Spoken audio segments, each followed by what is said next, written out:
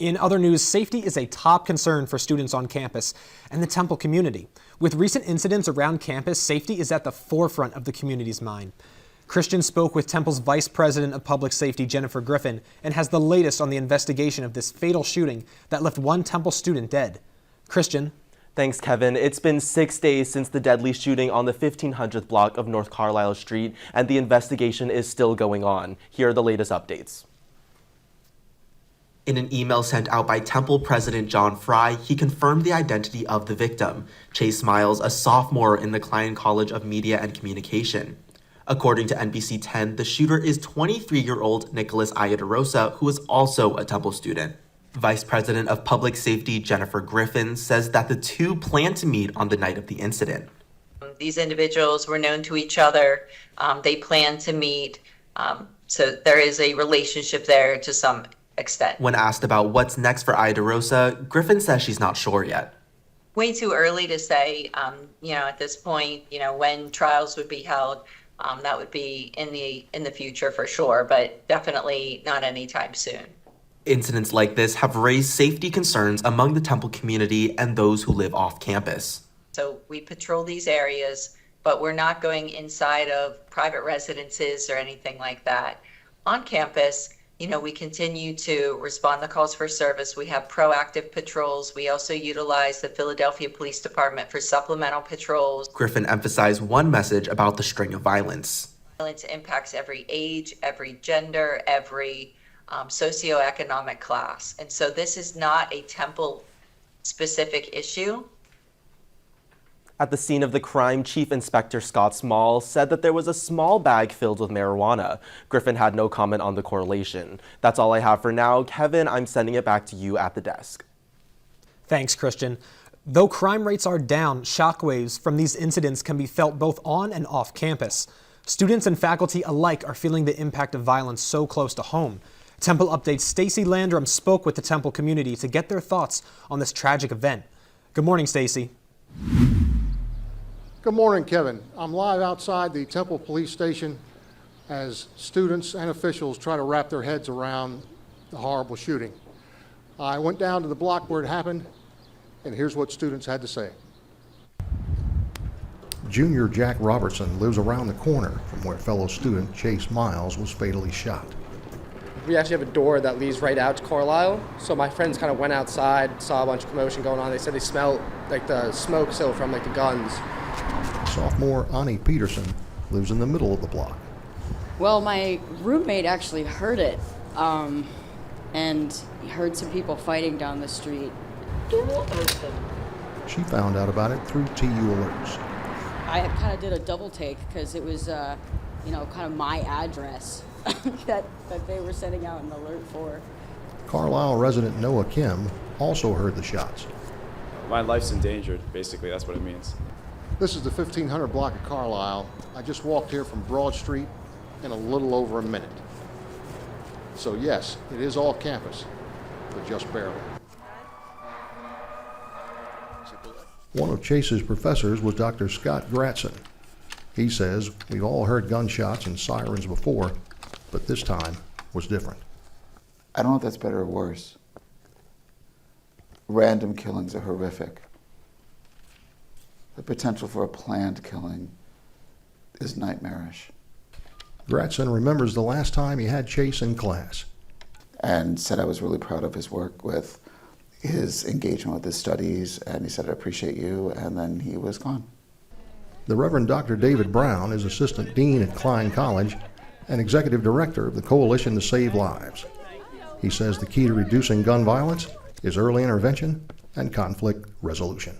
We have to work very hard to find what brings us together and what we have in common and be able to build bridges as opposed to barriers. Concerned citizens, or concerned students and citizens and Dr. Brown say we'll have to come together to stop the violence. Live outside the police station, I'm Stacy Landrum. Back to you in the warm studio. Thanks, Stacy. A recent Temple graduate was injured after they were stabbed multiple times in an off-campus residence. The stabbing took back between Masters and Jefferson Streets on 15th Street. The suspect is a current Temple student and is in custody. Both students are part of the same Greek organization that is not recognized by the university. To stay up to date with the very latest, be sure to go to templeupdate.com and follow Temple Update on all of our social media platforms. You can find us on Facebook, Instagram, YouTube, X, and TikTok. Philadelphia sports fans are no strangers to celebrating their favorite team. Well, it's a good thing Temple Update's Shayla Cotterman spoke to fans about their excitement. She joins us live right now alongside tomorrow's parade route. Hey, Shayla. Hi guys, I am standing right where the Eagles will be driving through in a little over 24 hours. Fans will get the chance to party with the Eagles at the Victory Parade tomorrow, but they have been painting the town green since the last fourth quarter of the season. Philadelphia stormed the streets even before the clock hit 0 to celebrate the Eagles' second Super Bowl ring in history.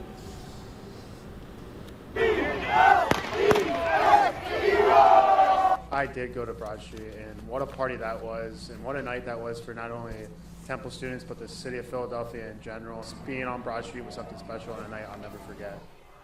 Every Temple student that flew to Broad was ecstatic for the Birds' win when they celebrated Sunday night.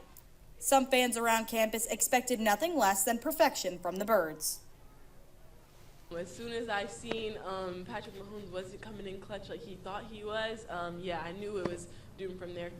It was no question we was going to win that game. Other Owls weren't so sure that Philly would crush KC as much as they did. Honestly, I'm super glad that they won. I had a feeling they were going to win, but I didn't actually want to say anything until after. So, yeah, I just want to be sure. I thought it was going to be a harder game from the Chiefs. Honestly, I'm pretty pessimistic about the Chiefs, so I expected them to come out and bring it to us, not the other way around, but pleasantly surprised. Whether they expected the outcome or were surprised by it, all Birds fans will be celebrating the win at Friday's Victory Parade.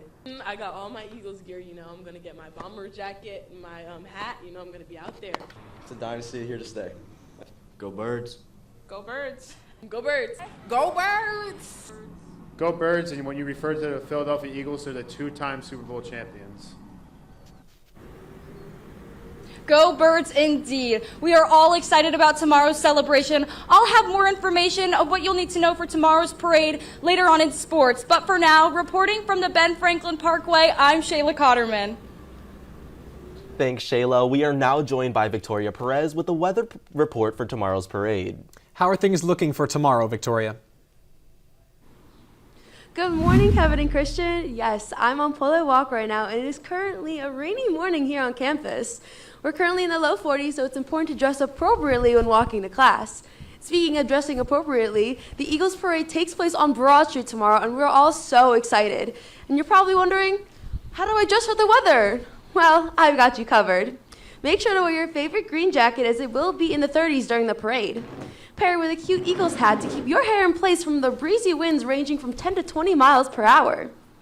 Keep a sweater underneath in case the sun starts to beat down on you and your jacket is no longer needed. But a hoodie and a jersey works too. Anyway, I'll have more to share with you back at the Weather Center. Christian and Kevin, it's back to you at the desk. Now, I know I had so much fun watching the Eagles win the Super Bowl over the weekend. Me too, and I'm so excited to go to the parade tomorrow. But is our sports anchor, Kylie O'Connor, also headed to the parade? Yes, guys, I will be at the parade tomorrow. I'm hoping to see you two at the parade somewhere if we can find each other along the way. But as I was saying, the Super Bowl champion Philadelphia Eagles will be having their parade tomorrow. And Temple Updates' Shayla Cotterman is live on the Ben Franklin Parkway to tell you what you need to know about the celebration. Hi, Shayla. Hi, Kylie. Classes are canceled tomorrow, and we are getting excited for tomorrow's Super Bowl Victory Parade. The parade is going to kick off at 11 a.m. starting at Lincoln Financial Field.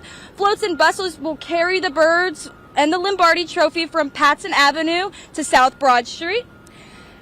From there, the parade will go north on Broad Street to City Hall. Super Bowl MVP Jalen Hurts and the rest of the Birds will then go west of City Hall up 15th Street before rolling along Benjamin Franklin Parkway to the Art Museum behind me. If you're getting there, you might want to leave a little bit early. SEPTA is offering free rides on the Broad Street line as well as the Market Frankford line, but the City Hall station will be closed, and limited stops will be along all regional rail lines. If you're along the parade route but you cannot see the art museum for the speeches, there will be jumbotrons along the route. I am super excited for the parade and I hope to see you all there. But for now, I'm Shayla Cotterman reporting for Temple Update. Thanks, Shayla. The Eagles dominated the Chiefs to get their second Super Bowl ring, and a lot of credit for their win comes from Eagles quarterback Jalen Hurts. Hurts was named Super Bowl MVP after his stellar performance, completing 17 of his 22 passes for 221 yards, 3 touchdowns, and 72 rushing yards. It was also Saquon Barkley and Cooper DeJean's birthday. DeJean also scored his first career touchdown, coming off a 38-yard pick six in the second quarter.